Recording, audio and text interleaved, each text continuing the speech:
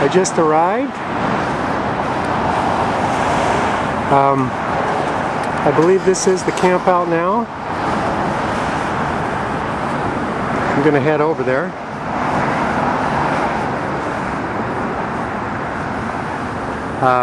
I've been walking around for 15 minutes, and I believe the White House is right over there.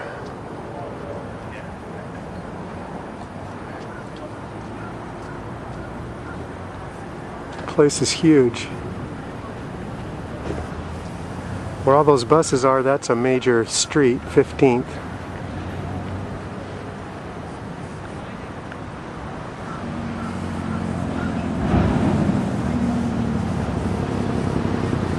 And the monument. So Camp Out Now is located between the monument and the White House, directly.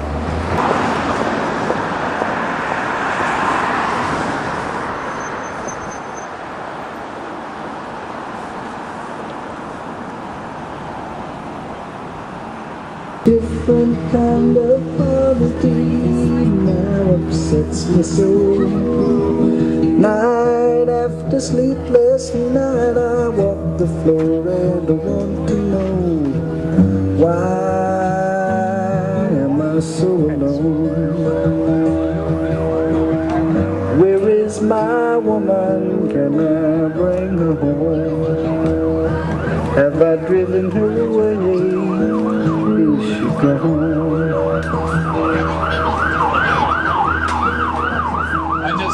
What I said was that this isn't a memorial, it is a protest.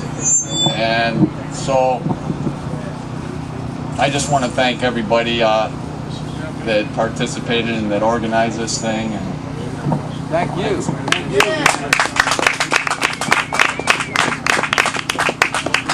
I'd just like to thank everybody who was responsible for putting this Camp Out Now together. Miss Cindy Sheehan, Mr. Joshua Smith, Polly Miller, Robbie Dessau, who am I missing? Malcolm Chaddick. This would not have been possible without them, so I just wanted to say thank you. And I want to thank Veterans for Peace, World Can't Wait, SDS, Campus Anti-War Network. So I see here, I see older people here, and I see the young people over there.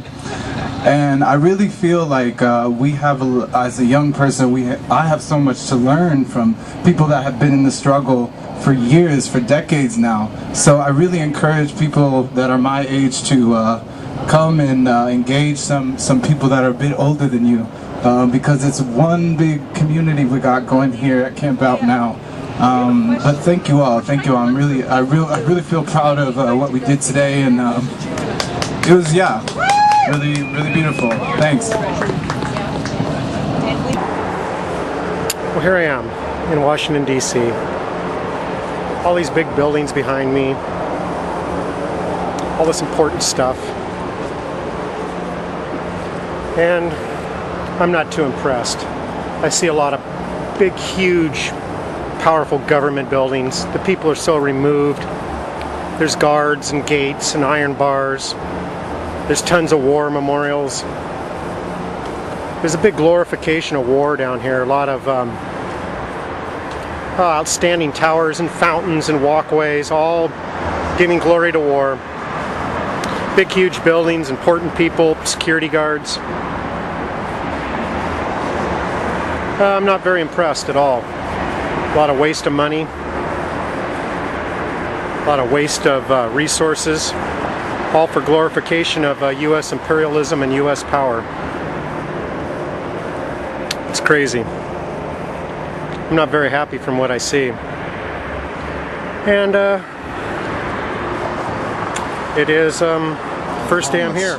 And let me say, some of the first victims domestically of these wars has been the poor of our country, who have been foreclosed on, have lost their homes, have been put on the street, have lost their jobs, and in many cases are on the street as veterans. We're seeing larger numbers by the day of not only veterans from previous wars, but especially the current wars that are going on in Iraq and Afghanistan. We're seeing veterans coming back and they're ending up homeless.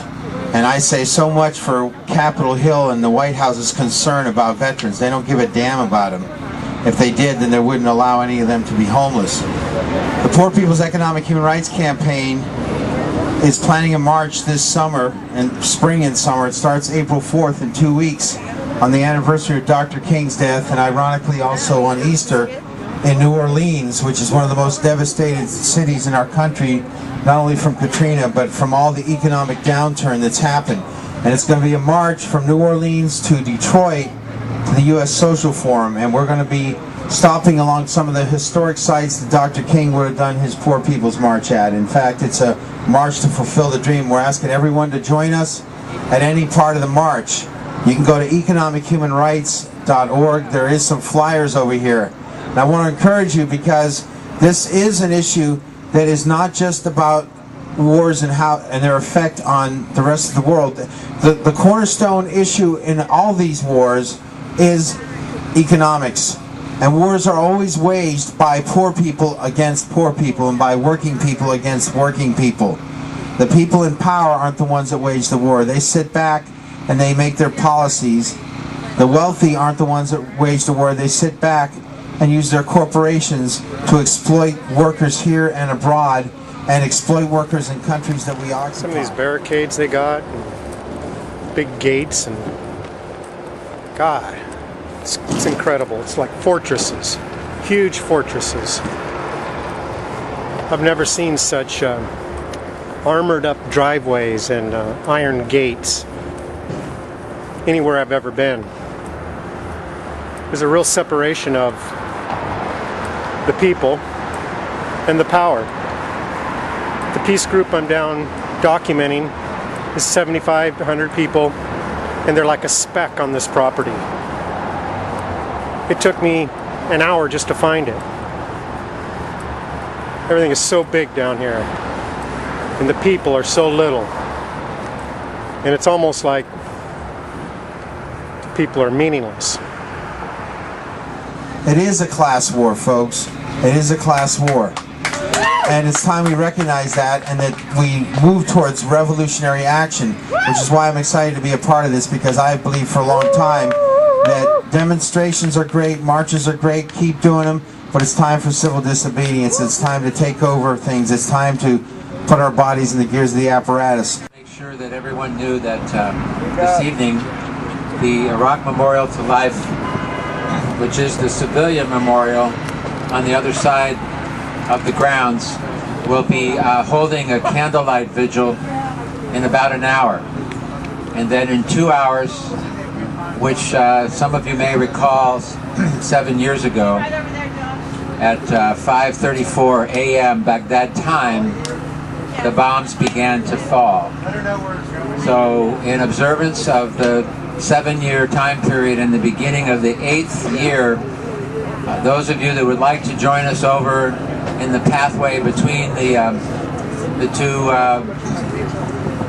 simulated headstone areas, we'll have 10 minutes of silence, at least 100,000 people to be thought about within each minute. So please join us.